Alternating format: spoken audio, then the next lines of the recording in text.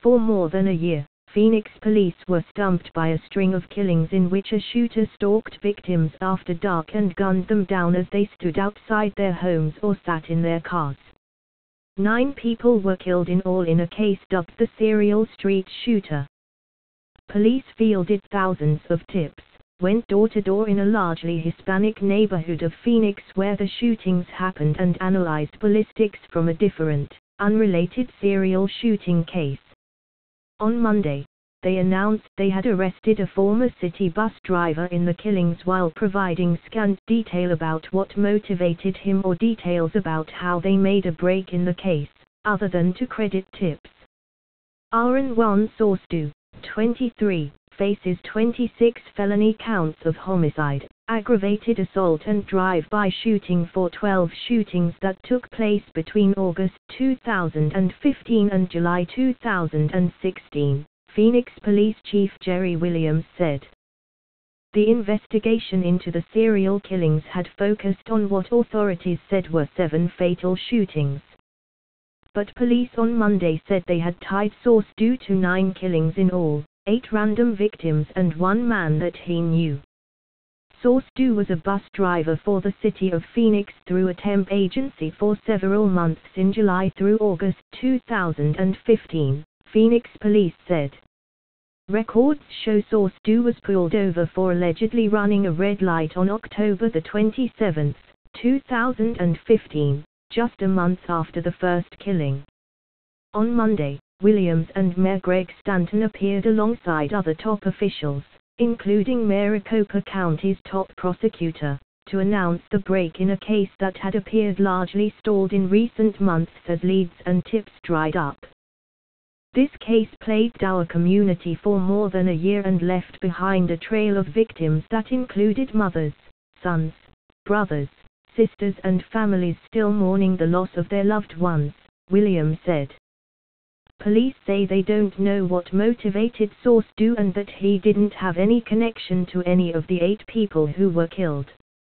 They said they'd be giving out the $75,000 reward offered for tips, but they wouldn't reveal details about whether the money was going to one person or multiple people. The case finally broke when Saucedo was arrested last month in connection with the August 2015 fatal shooting of a man, 61-year-old Raul Romero, who had a relationship with Saucedo's mother. Authorities investigated Saucedo more closely and connected him to the serial killings. The Associated Press was unable to reach Saucedo's public defender on Monday.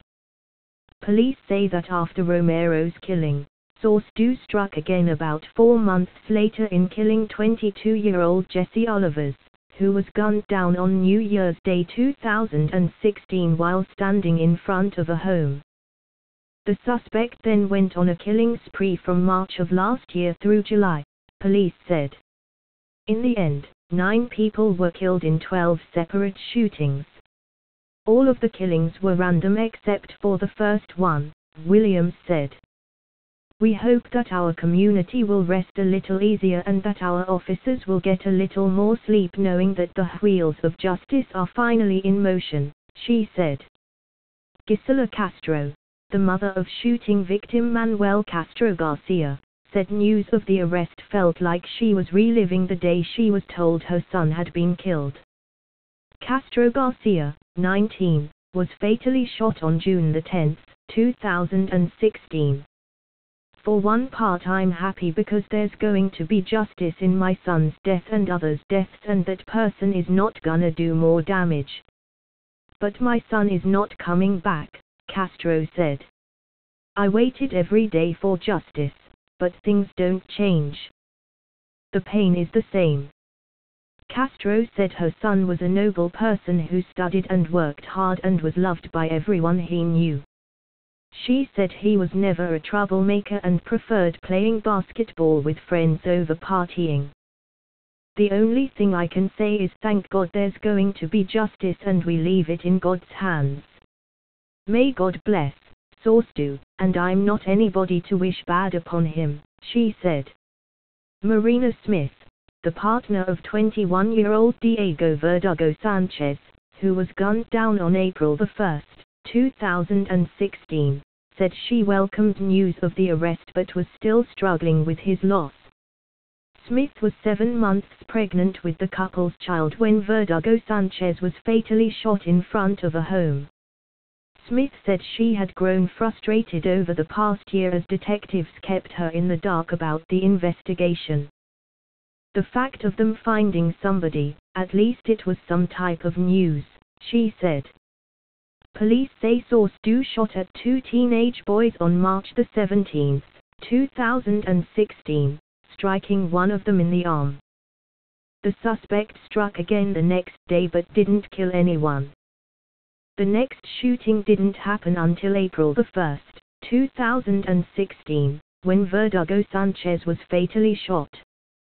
Police also have linked source due to the April 19, 2016, death of 60-year-old Crystal White, the June 3, 2016, death of Horatio D. Jesus P., and to the killings of 2 women, Angela Lina and Stephania Ellis, and 12-year-old girl Malia Ellis on June 12, 2016.